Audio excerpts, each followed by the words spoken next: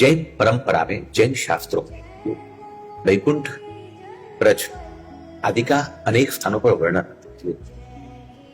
मन में एक बड़ी तमन्ना थी, कृष्ण जी की जो पवित्र भूमि है, तो उस भूमि के निहारने के लिए, दर्शन करने के लिए यहाँ आने का भाव था।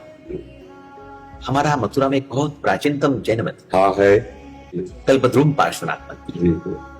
तो वहां के लोगों ने मुझे स्पेशल आग्रह किया कि गुरु जी आप यहाँ तक पधारे हैं तो एक बहुत अच्छे सुलझे हुए उच्च संत है, अगर उनसे आपकी मुलाकात होगी। ये तो आपको दर्शन देना था महाराज, इसलिए। और सनातन धर्मों, इन दोनों धर्मों की जो एक वाक्यता है वो बहुत आपके विचारों में बहुत अच्छा होगा। महाराज जी, मुझे आज तक कभी ये अनुभव ही नहीं हुआ कि कोई और धर्म है जी।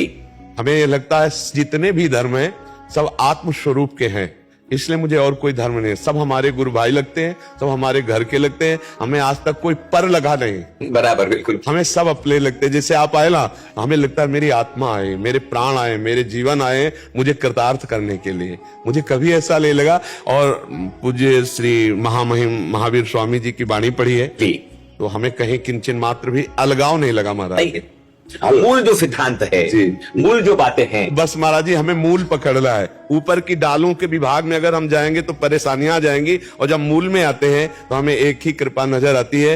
एक भी शब्द का कोई अंतराय ना हमें गुरुवाणी में मिला है, और ना हमें पूज्य श्री महावीर स्वामी जी की वाणी में मिला है, और ना किसी महापुरुष की मिला है। बीच में जो उस ऊंचाई पर नहीं पहुंचे वहां खंडन मंडन की बातें आती हैं, लेकिन ये तो उन लोगों की प्रवृत्ति है जी जो बाह्य प्रवृत्तियों में ही, मतलब हाँ भाई जी जी जी, जिन लोगों को आत्मचिंतनता की बात है वे खंडन मंडन ये क्या है?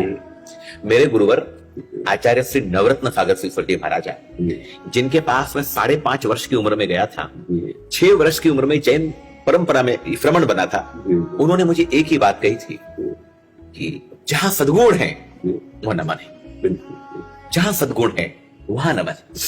बहुत अच्छा आपके बारे में सुना था। आपकी जो विचारधारा है वो भगवान महावीर के बहुत नजदीक प्रतीत होती है। बहुत ऐसा लगता है कि एकदम प्रेम, करुणा, वात्सल्य, कृष्ण का जो दीर्घदर्शिता, तो मन में भाव थे। हम अर्ली मॉर्निंग सुबह विहार किया, पैदल चलते हैं जैन संत, और हमारे विनीत जी ने बताया था कि आपको इतने बजे का समय है। हम सब साधु एकदम अर्ली मॉर्निंग सुबह आए।